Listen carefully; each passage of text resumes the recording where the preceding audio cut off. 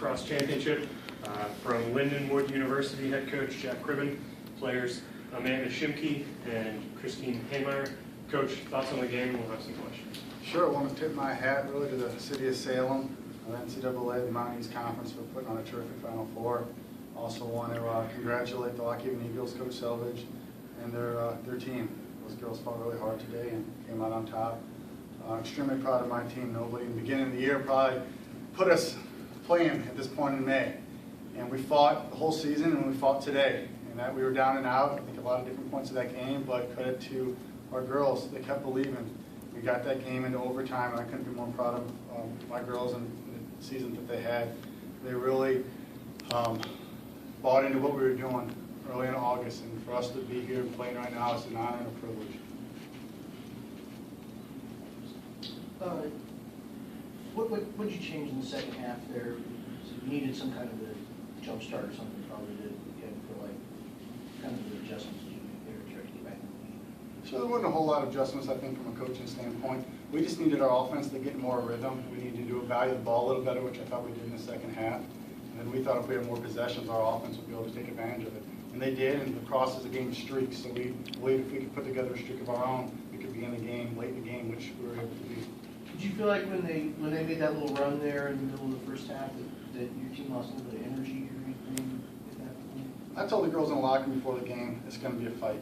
It's going to be a fight for the whole 60 minutes. Every team that's still playing at this point of the season is good, and that we just couldn't lay down. We needed to do everything we could to not get too high, get too low, to keep a medium keel. And we were never, I don't think, worried. It's a long game, and the clock stops after goal. So if we could just contain them for a little bit and go on a run, we thought we'd still be in it late in the game. Christine, I remember there was the moment there where you took the ball about halfway down there. Was that trying to push a little energy into the team or anything, or was it just? Well, that was just instinct. I've been doing that all year pretty much. So it's just like one of those things where I anticipated the pass, just sniped it, and just try to run and find an open girl and stuff like that. When you saw it, did you feel that? When about did you feel the momentum change? I kind of felt it like right at a little bit at that start, because that's whenever we got our run started, really, and then our team became like fully, we calmed down, we settled up, and got our offense started to go, and it started to click, just like how it was during our limestone game.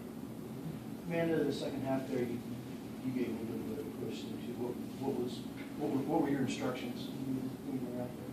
Oh no, I mean we just pulled it together. We knew that, I think we were a little static in the first half and the beginning of the second half even, but we came out, we got the rhythm going, we started moving, and once we got the ball moving and us cycling and everything, it just kind of clicked, and we found the passes. Like Melissa Smith gave me a great pass in the middle, my second goal, and from there I think we got our momentum up and it was all good from there.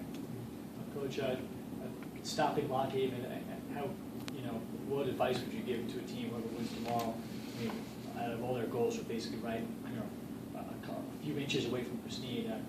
Just how would you go about stopping them? So their goals, so many of them slam dunks.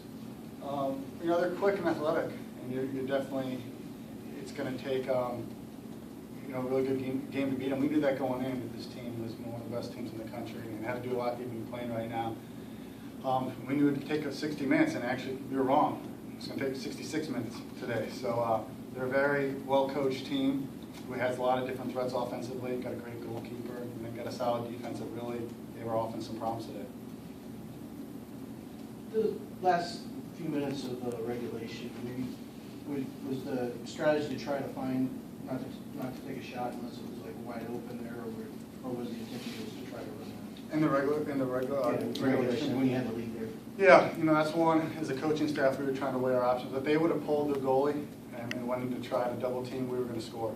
So we were trying to milk the clock. It's, as they say, it's a lot easier to win a couple draws than it is to hold on to keep possession. So we were trying to keep possession as much as we can. And if we had an opportunity, they weren't on a stall call. If we were on a call we made that we'll hold the ball, they come after us, the girls can score if they see an opportunity. So you can second guess that, but at the end of the day, we were happy with the strategy we had, and they made a good play. They got a turnover and capitalized. That's the sport of lacrosse. So if you had a first-year program and saying that you want to get to the Final Four in the first season, how do you describe how the season was for you overall, as far as what you felt like your odds were at the beginning of the year to where you Sure, our goal since August was to win a national championship. I think that if you set yourself up for just winning the conference championship, for just getting there, you're setting yourself up for failure before you even start. And as a coach, you're saying you don't believe in the talent that we have. And it wasn't about next year or 2 years from now, it was about this year. And I know besides our players and our fans and our university, probably didn't a whole lot of people believe that's the way you get here. But this program is about winning national championships, and we're trying to be the best we can. Fortunately, we came up short today. That doesn't take away from our season. That doesn't take away from this weekend. I can be incredibly proud of these girls and the way they persevered throughout the whole season. There was a stretch in the middle of this year that we didn't think we'd have a chance to even qualify. After suffering a loss to Pfeiffer, we really need to rebound the rest of the way. We had a big win in Florida Southern and finished strong to get here. So we barely got into the NCAA tournament, the 4 seed.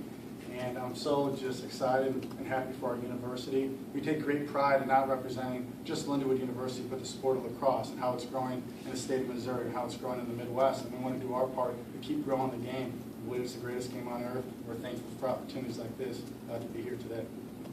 Christina, you've been here 4 years? Yeah, I've been here all. So you waited, you went through the whole transition period Yeah. and everything. Were the last 2 years kind of preparing for this season? Is that how you kind of looked at it? Kind of, yeah. Well, I mean, like, my freshman year, we got to try out. We got to try, and like, unfortunately, we got cut short on our first try. And these past 2 years, it's really been, let's get this program where we need to be for this year. So pretty much these past 2 years have been preparing us for the Final Four and to try to be a national champion. Like, ever since my freshman year, it was all, the motto was always beat bank, which stands for be a national champion. So that's just kind of driven through it and everything for these 4 years. So it's kind of like one long season over 3 years then for you. This Yeah. point. Yeah. Thank you. No problem. Thank you. Yes. Thank you.